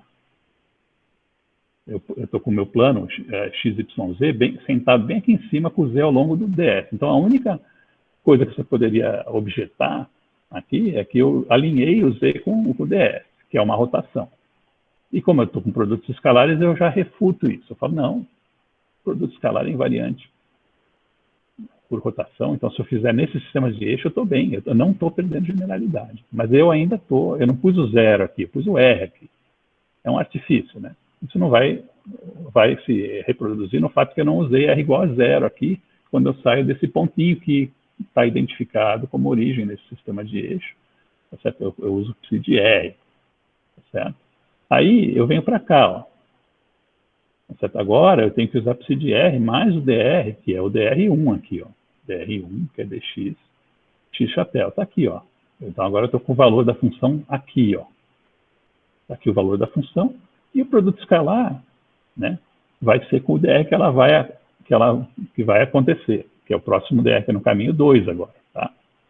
Então, quando eu faço ela pelo caminho 2, o valor dela está aqui nessa linha aqui, que é você deslocando ela. Tá? Então, se você pegar termos de primeira ordem, é isso que vai acontecer, tá certo? Assim eu vou sucessivamente, né? Quando eu já estou nesse ponto, né? Eu tenho que somar, né? O dy, y, né? Esse dr está aqui agora, tá certo? E o elemento de caminho agora é menos dx vezes x, tá? Menos dx vezes x. Eu estou voltando aqui no caminho 3, tá? E finalmente no caminho 4, né? Novamente, eu posso pegar novamente o valor em R, tá? Porque agora eu voltei aqui para esse eixo, tá? Então, essa que vai ser a redução, né? Usando o artifício de usar diferenciais aqui em volta, da integral de caminho sobre esse caminho infinitesimal aqui, dessa circulação, né?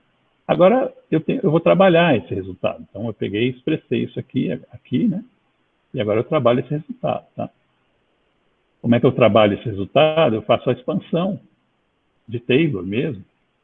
Mas veja, a expansão de Taylor só vai ter os termos das derivadas, né? Porque o ΔX, ele é um diferencial, né? Infinitesimal. Então, os termos de ordem 2 vão tudo embora, né? Então, o que eu estou dizendo aqui? Olha, isso aqui, certo? É igual a psi y de R, dy, mais del y, del x, dx, dy. Tá? O que eu estou usando aqui? Olha o que está aqui, estou usando aqui. Está aqui em cima. Ó. O psi de R mais um delta R que está aqui, tá? Produto escalar com xj é igual ao psi j no ponto R, mais a derivada dele direcional ao longo do i, né? Vezes dxi. Tá certo? Só vai sobrar o xi, né? Porque o xi escalar com xj dá delta e j. Então, em princípio, você teria duas somas, uma em j e uma em i aqui, mas ela colapsou, ficou só na soma em i aqui, tá legal? Então, se você aplicar esse resultado genérico aqui para os índices que estão aqui, você tem essas, né? De onde vem esse segundo dx? Um vem daqui, outro vem da expansão, ó. Tá? Numa parte do caminho. Na outra parte do caminho também aparece dx dy, pela mesma razão. Tá? Quando você substitui essas coisas nessa soma que está aqui, ó, e rearranja, você fica com esse resultado. Alguns deles se anulam, porque veja que na soma você tem sinais negativos aqui e aqui. Tá? Então você tem que prestar atenção nisso quando você for fazer. Eu recomendo que você faça isso aqui com um pouco de mais cuidado, tá? Para você convencer disso. Se você for olhar o volume 6 do Arken, eu sei porque circunstancialmente eu sei, né? Ele vai tentar fazer sem colocar a origem alinhada com o ds, né? Então você vai ter 200 termos esse aqui, 200 eu estou brincando, exagerando aqui, por uma caricatura, né? Mas fica muito mais confuso do que eu estou fazendo aqui. Quer dizer, você está achando que esse aqui já está confuso, sei. E isso é tipo daquela coisa que a gente fala que é né, que ele brinca que é o chefe, né? O chefe tem que ter um trabalho de cozinha que ele não mostra para ninguém, ele tem que fazer sozinho. Se tiver alguém presente, ele vai ficar bravo, tá certo? E não vai mostrar a cozinha depois que fez esse trabalho, que vai estar cheio de coisa no chão. Então, a cozinha do chefe, né? É um termo que a gente usa aqui, né? Esse é um tipo de trabalho que você tem que fazer sozinho, você. Certo? Não adianta eu ficar falando aqui, porque o pouco que eu falei aqui, já tentando resumir, já deve ter confundido você. Né? Eu sei disso, certo? Então, verifique, olhe as notas de aula e verifique isso aqui, tá certo? É aquele trabalho que ninguém pode fazer por você. Né? Tá certo? Tem 2 lados que eu penso, já fico pensando porcariada. Né? Então, veja. Está aqui o resultado. Tá? O resultado, depois de você cancelar as coisas que tem que ser negativo, que eu falei ali em cima e tudo, vai aparecer. Só aparece um fator, porque eu estou naquele sistema de eixos que está orientado ao longo do Z. Tá certo? Então, aparece a componente Z aqui, já do rotacional na nossa cara. Tá certo? Olha aquela aqui. Então, o fato de eu ter orientado o sistema de eixos convenientemente, e agora com base, porque eu fiquei baseando que as rotações mantêm o produto escalar invariante várias aulas, né? Praticamente falei isso quase todas as aulas anteriores, né? Me dá segurança, né? Ah, tá. Então agora se eu virar esse Z para, né, se fizer outra rotação e voltar para a orientação original, eu não perco generalidade, né? Eu não preciso fazer o resto do trabalho, porque é desperdício, né? Certo? Então eu faço isso aqui.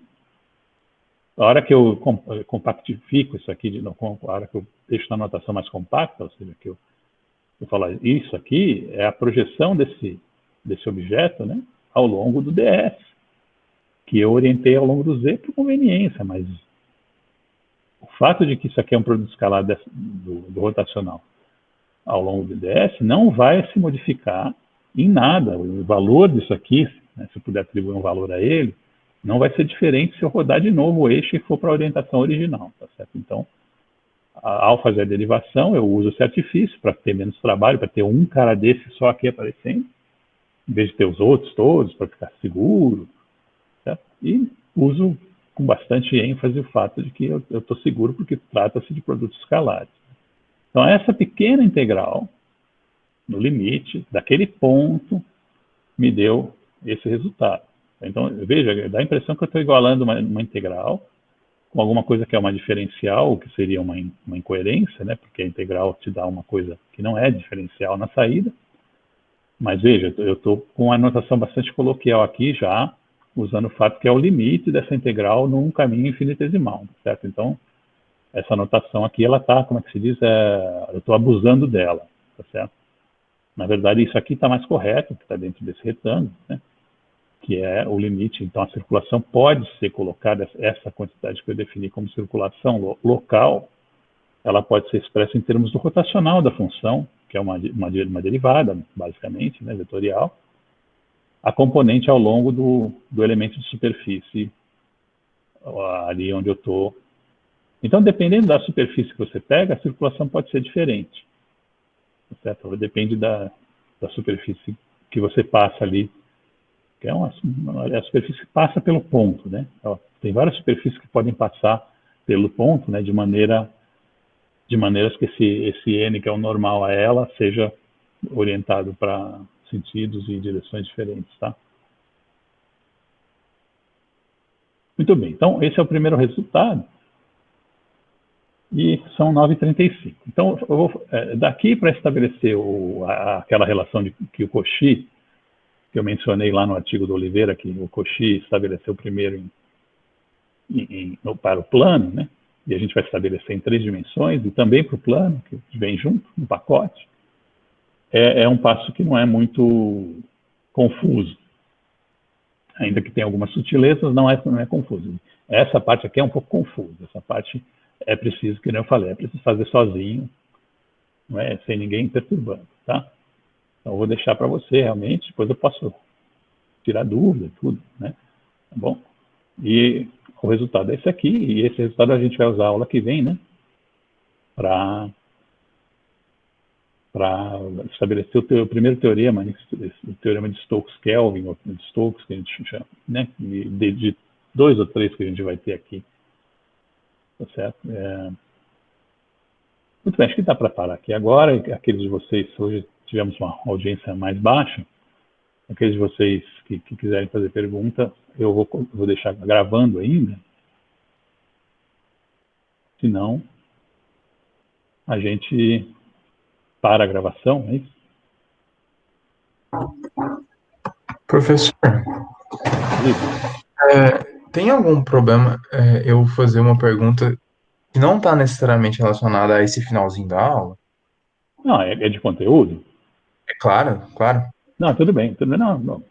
Pode fazer, inclusive, pergunta sobre forma também. Quando é que vai ser uma prova? Não tem prova nesse aqui, né? Eu decidi que não vou fazer prova. Enfim, manda bala.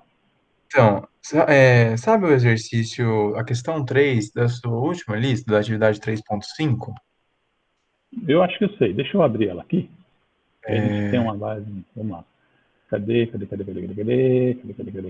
Eu andei abrindo ela recentemente, ela deve estar aqui na lista. Peraí. Cadê aqui, ó? Não tá. Calma aí, tô achando. Quem que tá falando? É o Carlos. Ô, Carlos, você que tá em Goiás, né? Isso. Tá legal. Então é o mesmo Carlos de ontem, né? Tá certo. Deixa eu reabrir aqui, recente, tá aqui, atividade 3.5, isso aí, tá vendo ela? Pronto, acho que ela apareceu aí para você, né? Sim, apareceu. Se desce um Tá. pouquinho, porque Isso, apareceu. tá na 3. Essa questão Agora, 3. como já Agora passou da passou. data, não tem problema você discutir ela, né? Não, não, inclusive, bom, aí tá em público, você está dizendo, né, com todos os alunos vendo, Bom, não sei. tá, não tem problema. Porque, tipo Eu assim, discuto, eu discuto, eu sempre priorizo a discussão, não adianta, eu prefiro conhecimento sei lá, deixa para lá essa parte filosófica, vai em frente entendi. com a questão, cara. Tipo, eu tentei resolver pela dica que estava no e-mail que o senhor mandou, por produto escalar normal entre os vetores A e B. Onde produto escalar entre eles vai dar o módulo deles vezes o cosseno de φ, não é isso? Desse Não, psi o aqui, né? cosseno de psi, né? Isso, Só que aí, professor, eu desenvolvi e tal, só que eu cheguei numa expressão que ela não se aproxima tanto do resultado final, ou seja, eu não consegui fazer. Eu consegui ter o meu cosseno θ, mas eu não entendi o que é esse n versor escalar com aversor. tá, O que é matematicamente essa expressão? vamos lá, deixa eu tentar subir um pouquinho aqui, tá, ficou bem aqui, né? Eu vou subir o quadro, tá? Beleza, beleza. Acho que isso aqui tá bom, né? Eu quero deixar bem espremidinho para ficar com mais quadro e menos. Tá. Ei, caramba, agora deu uma pulo aqui, calma aí. Tá, agora sim. Isso aqui acho que resume o problema, né? E agora tem um espaço relativamente. Então veja, o A está dado por essa expressão aí de cima, né? Que eu já vou Sim. representar. Então é 1 mais o seno de θ. Então vamos atuar ele já sobre o B. Já que você já fez o problema, você deve estar, mas vai acompanhar com um pouquinho mais de agilidade. Isso aqui eu não preciso ser tão passo a passo. Então, primeiro vai aparecer o B, porque é o 1 que multiplica o B, né? Depois vai ter o N vetor B, tá certo? E depois vai ter aqui 1 menos cosseno de θ, né? Quando a gente está fazendo esse curso, a gente até decora esse negócio, né? 1 menos cosseno de θ. E aqui tem um produto duplo, né? O N vetor N, deixa eu estar vendo aqui, tá vendo? Vetor B, tá? Isso. Tá vendo? Tá, né? Tá, acho que tá vendo. Quando tá na margem assim, às vezes não vê. Tá vendo? Ficou, tá certo. Esse aqui, esse é o A, né? Esse é o A.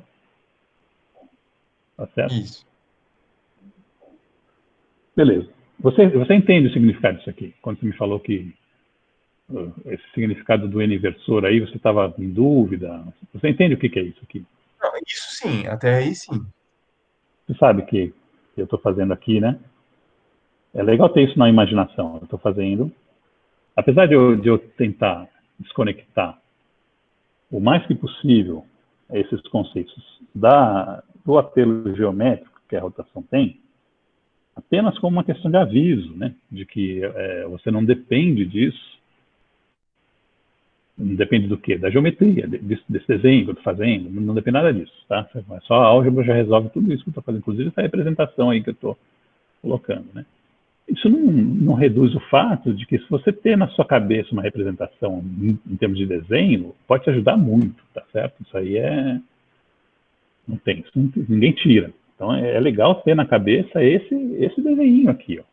Eu já vou falar, inclusive, você quando vai fazer desigualdade triangular num espaço complexo, para os estados de mecânica quântica, vai imaginar, como é que você vai imaginar isso, né? Você sai da desigualdade geométrica, é muito mais, todo mundo faz isso. Ó, lembra aquela desigualdade geométrica que um lado do triângulo é maior que a soma dos dois ali, né? Você vai usar esse argumento. Isso aí se estende também, né? Dá para demonstrar, aí você não precisa, você pode falar isso. Entendeu? É claro, né? Uma vez na vida a gente precisa demonstrar que realmente as coisas se estendem e fazendo mesmo, né?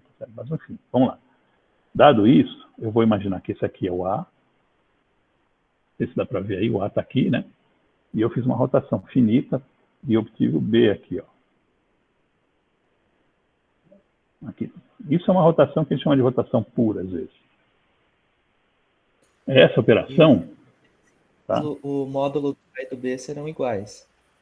Isso. Primeira coisa que certamente. Então, não precisava nem falar nesse desenho para saber que os módulos são iguais, porque eu defini, né, essa operação que está aqui em cima, está representada pela exponencial e pelo jeito que você consegue fazer, porque a exponencial ela é uma maneira elegante de representar, mas ela você não sabe como atuar com ela, né? Tem que, na verdade, essa linha de baixo, ela é a expansão da exponencial exata, porque por causa daquele problema que tem a indução lá, que elevar n, o operador retorna nele mesmo eventualmente, então a série, você consegue completar a série, tá?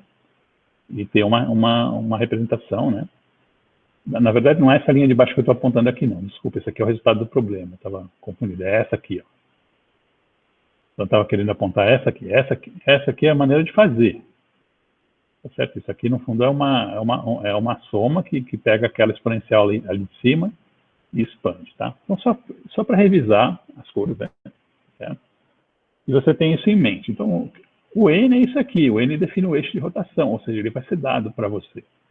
O θ também. Olha, realize uma rotação de 30 graus em torno do eixo Z, ou sei lá, ou do eixo X chapéu mais Y chapéu sobre raiz de 2, porque é um cara normalizado, tá?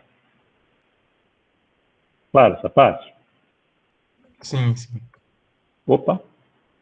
Não sei se eu tenho conexão ainda? Tem. Então tá. Então veja, o que eu pedi para você? Fazer uma demonstração que o ponto de saída é um produto escalar. Certo? Você sabe que isso é A vezes B vezes cosseno do ângulo, que eu chamei de psi, que seria esse ângulo aqui de baixo, ó.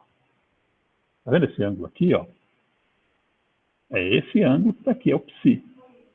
Agora, você vai ficar fazendo geometria, que você fica louco. Né? Se você é bom de geometria, você faz isso até rápido, relacionar o psi com o teto. Então, a rotação que você fez e como que fica o novo psi entre eles, tá certo? Então, você parte disso aqui, e esse ângulo aqui é esse pequeno ângulo aqui, ó, entre o A e o B. O B é o A rodado, não é isso? Bom, o que você já pode falar de cara aqui?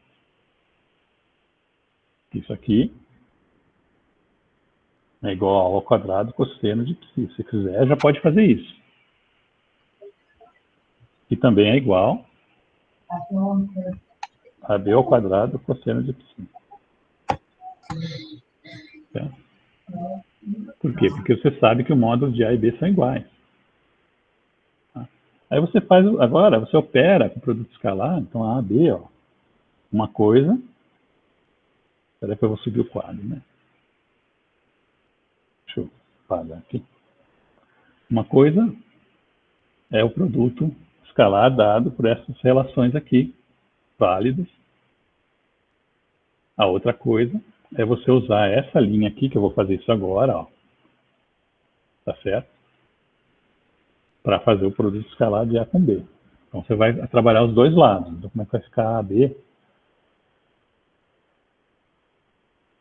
Como é que vai ficar AB? Perdão. Naquele... Né, usando essa linha aqui de cima, tá? Então, eu sei de cabeça, então eu vou fazer. Não, a primeira coisa, veja. Estou tomando o produto escalar dos dois lados. Então, aqui vai aparecer B escalar A. Vai ficar B ao quadrado, você já cantou aí, né? Então, vai ficar B ao quadrado. Mas, veja, é B escalar com aquele rotacional que está do lado do seno. É isso aqui, ó. Se você toma um produto escalar de B com produto vetorial que envolve o B, dá zero, né? Porque isso aqui é perpendicular aos dois vetores que fazem o produto. Tá certo? Então, isso aqui já dá zero, nem vou colocar. Depois tem um outro aqui, que é esse aqui, ó.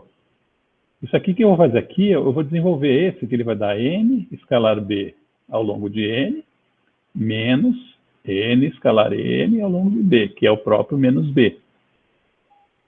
Então, escrevendo isso aí, eu acabei de falar, e eu posso fazer mais devagar caso tenha sido muito rápido. Não, Esse aqui do lado vai ficar NB ao longo de N menos B. Tá claro isso aí? sim. Joia. Muito bem, agora desse lado esquerdo aqui, eu uso que isso aqui é B ao quadrado. Ou, se eu quiser, né, porque o resultado saiu em termos de A ao quadrado, vamos lá. A ao quadrado é igual, tá? A ao quadrado, isso aqui, ó. A ao quadrado cosseno de psi. Isso aqui é igual a B ao quadrado, que é igual a ao quadrado, eu já vou fazendo de acordo com a minha conveniência, né? Ah, não, isso aqui, ó, desculpa, essa parte aqui faltou que eu expressar que eu tomei o produto escalar com B. Tá certo? Tá certo ou não? Hã? Tô pensando, não tenho certeza. É, porque, veja, essa expressão aqui eu tirei de tomar o produto escalar com B nessa expressão grande aqui, ó. Eu fiz B escalar A igual a B ao quadrado, que você falou, mais zero, não vai aparecer nada disso aqui, mais esse cara, produto escalar com B. Esse cara, que eu acabei de passar o lápis em cima dele, ó, esse cara é o que está dentro do colchete aqui, ó. Então, isso aqui, deixa eu colocar aqui em cima, tá? Ou embaixo, né? Esse aqui é o N, vetor B. Então, esse é o único passo em que você usa algo que foi trabalhado nas outras aulas, né? Que é esse produto que eu chamei inicialmente de misto, depois eu me censurei que não é misto, esse aqui é o múltiplo, porque misto é quando tem o escalar e o vetorial juntos. Você lembra dessa novela? Esse é um produto que você sabe fazer, né? Não vai tomar um produto escalar com um trambolho desse, você não sabe fazer. Então, o que eu fiz? Eu usei a expansão dele. Como é que ela é? N, produto escalar com B ao longo de N, é o primeiro termo, menos N escalar com N ao longo de B. N escalar com N dá 1. Ao longo de B está aqui.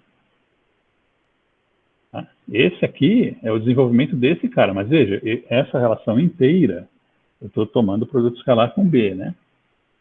Então, por isso que deu B ao quadrado, por isso que deu aquele zero no cara do seno, e aqui tem que sobrar o produto escalar com B aqui também, né?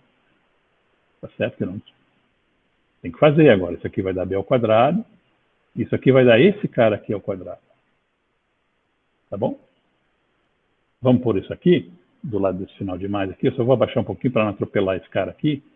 Então, isso aqui vai te dar 1 menos cosseno de θ, que já estava lá.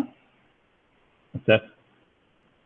Aqui vai dar N escalar com B, vezes N escalar com B. Então, dá N escalar com B ao quadrado. E aqui vai dar B escalar com B, que é B ao quadrado, menos B ao quadrado.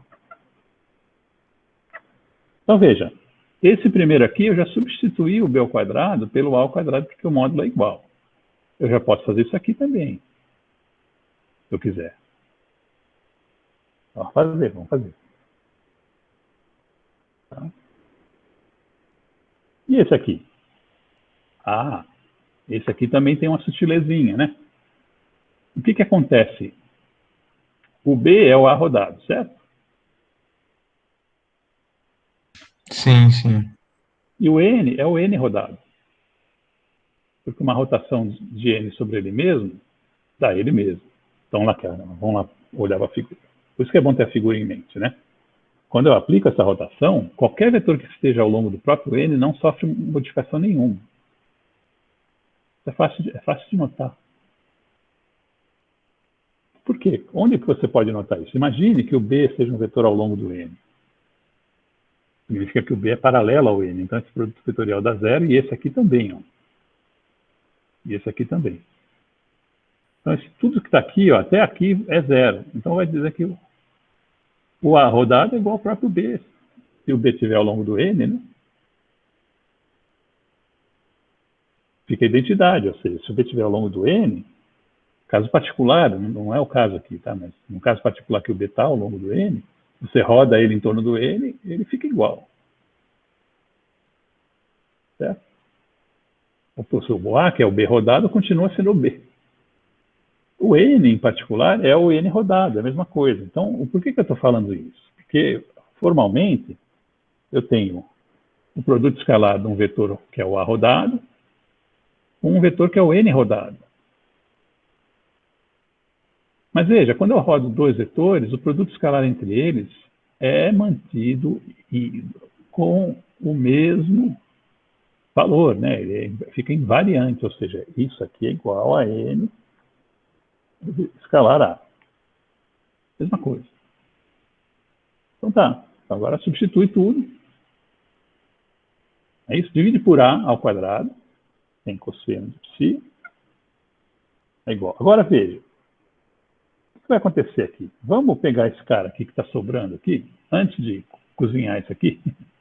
Pega esse cara aqui e olha que ele vai multiplicar esses dois aqui, né? Tá? Quando ele multiplicar esses dois, o 1 dá um menos A ao quadrado que cancela esse aqui. Então vamos tirar os dois já.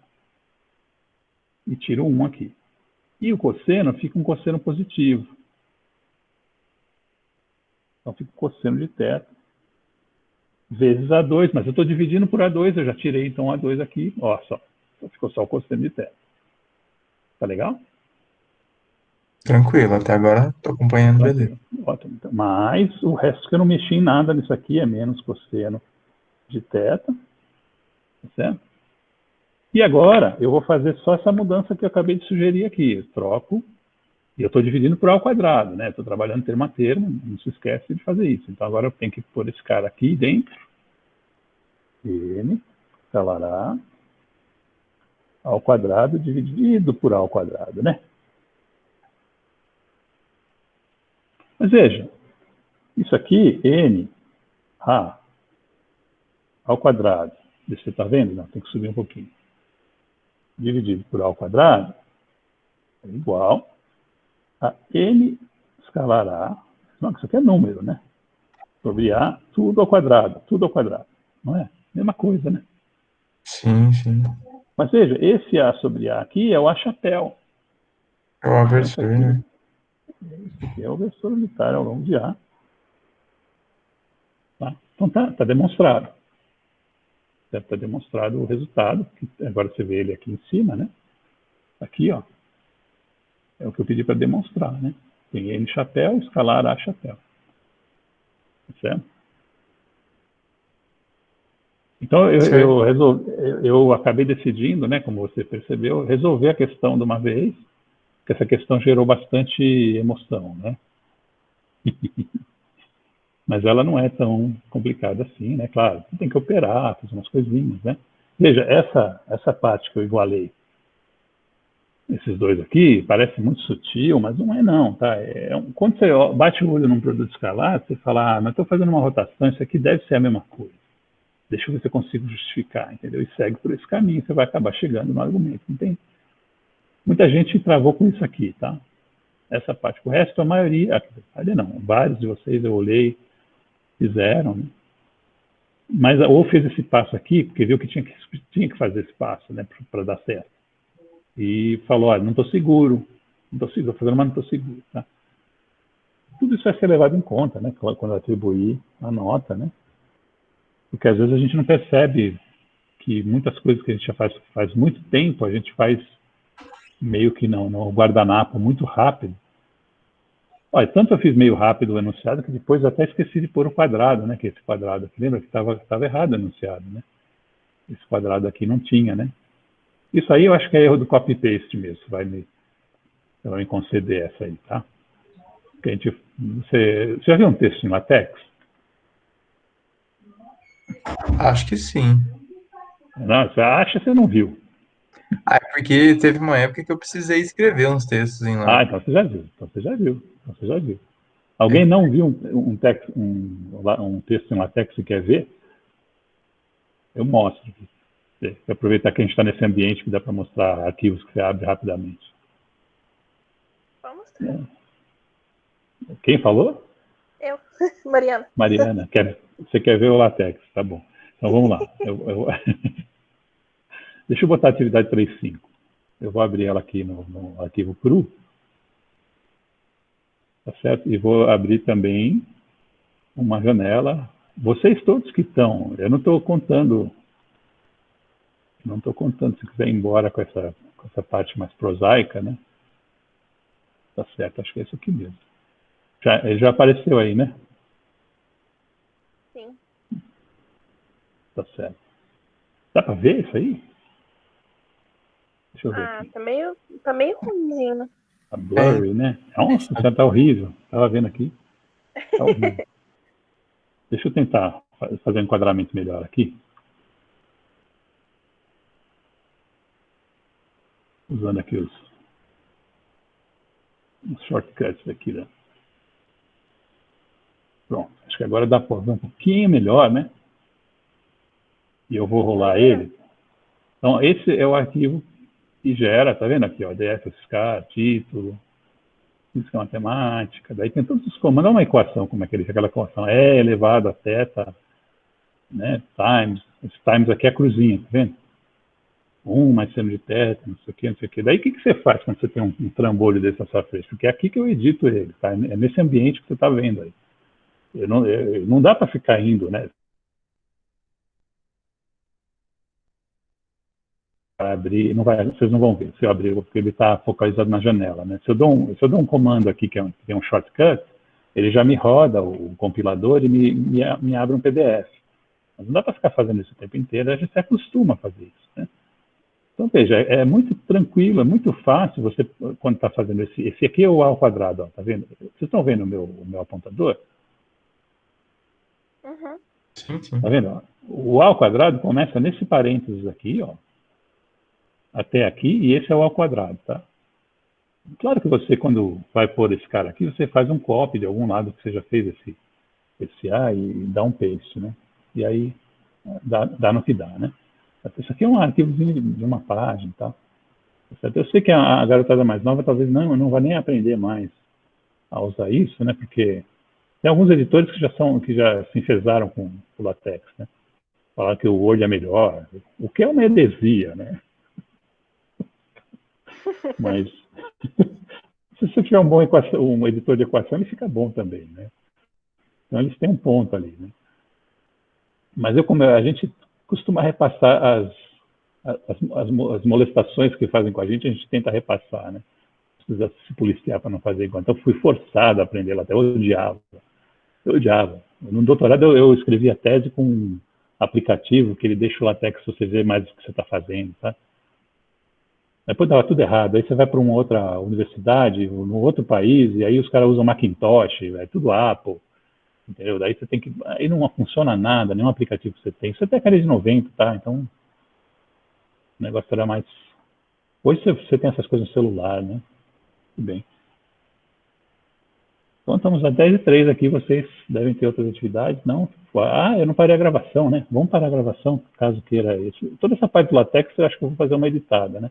Já que eu vou ter que editar mesmo de conexão, né? Eu vou cortar essa parte do LaTeX, tá meio. Né? Mas Eu vou interromper a foi gravação e bom. continuamos online mesmo assim, né? Ficou o exercício na gravação, aí tem como revisitar também, Não, né? eu corto só o finalzinho.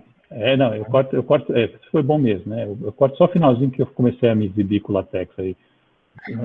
Vou tentando aqui. Mas Não tá obrigado deixando eu interromper, acho que não. professor. Ok, cara. Na verdade, ele não está deixando eu interromper aqui, porque acho que nessas reconexões ele está me encarando como... Espero que esteja gravando no mesmo diretório, não vai parar no diretório, no folder de algum de vocês, como aconteceu naquela primeira aula lá, né? Se for o caso, aí a gente vai ter que negociar.